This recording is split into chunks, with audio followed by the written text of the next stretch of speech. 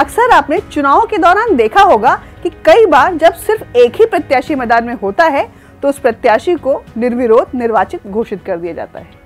ऐसा ही एक मामला हाल ही में इन दिनों देश में चल रहे लोकसभा चुनाव के दौरान ही गुजरात की सूरत लोकसभा सीट पर देखने को मिला था, जिसको लेकर अब यूपी से दिल्ली तक राजनीतिक बहस छिड़ चुकी है। आज की इस वीडियो में हम इसी मामले पर विस्तार से बात करेंगे और यह भी जानने की कोशिश करेंगे कि क्या ऐसा करना असंवैधानिक है या नहीं। दरअसल यह पूरा मामला गुजरात की सूरत लोकसभा सीट का है।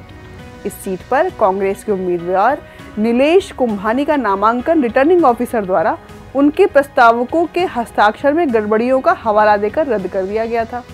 कांग्रेस के उम्मीदवार का नामांकन रद्द होने के बाद बाकी बचे 8 उम्मीदवारों ने भी अपनी उम्मीदवारी वापस ले ली थी, जिसके बाद सूरत लोकसभा सीट से बीजेपी के मुकेश दलाल को निर्विरोध विजेता घोषित कर दिया गया और चुनाव आयोग ने उन्हें जीत का सर्टिफिकेट भी जारी कर दिया।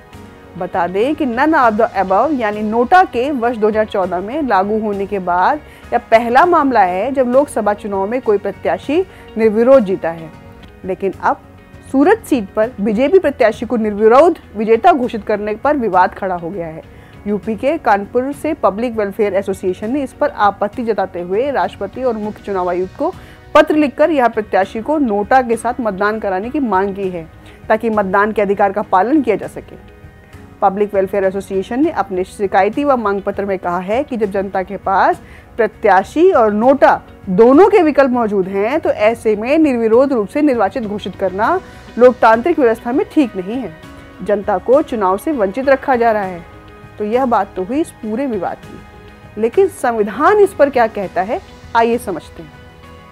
दरअसल हमारे संविधान में वोट देने के अधिकार की गारंटी अनुच्छेद 326 के तहत दी गई है। इस अनुच्छेद में इसे पूरी तरह स्पष्ट भी किया गया है कि लोकसभा और प्रत्येक राज्य की विधानसभाओं के लिए 18 वर्ष से ऊपर के सभी भारतीय नागरिकों को वोट देने का अधिकार है। वहीं भारत के संविधान के अनुच्छेद 21 के तहत भी किसी भी मतदाता का यह मूल अधिकार है कि वह बिना किसी डर, दबाव या जोर जबरदस्ती के अपने मताधिकार का इस्तेमाल करे।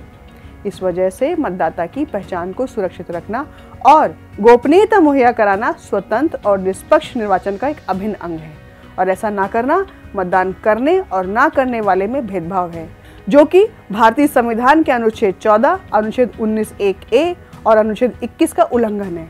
बता दें कि 2018 में हरियाणा के निकाय चुनाव में हरियाणा राज्य चुनाव आयुक्त ने एक निर्देश दिया था। इसमें हरियाणा चुनाव आयोग ने नगर निगम चुनाव में उपरोक्त में से कोई नहीं यानी नोटा विकल्प को काल्पनिक उम्मीदवार के रूप में मानने का निर्णय लिया था। चुनाव आयोग ने स्पष्ट किया था कि नोटा को एक काल्पनिक चुनावी उम्मीदवार के रूप में माना जाएगा।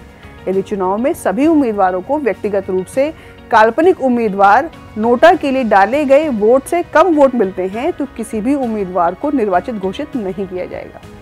यदि किसी चुनाव में ऐसा होता है तो वह चुनाव रद्द कर दिया जाएगा और नए सिरे से आयोजित किया जाएगा।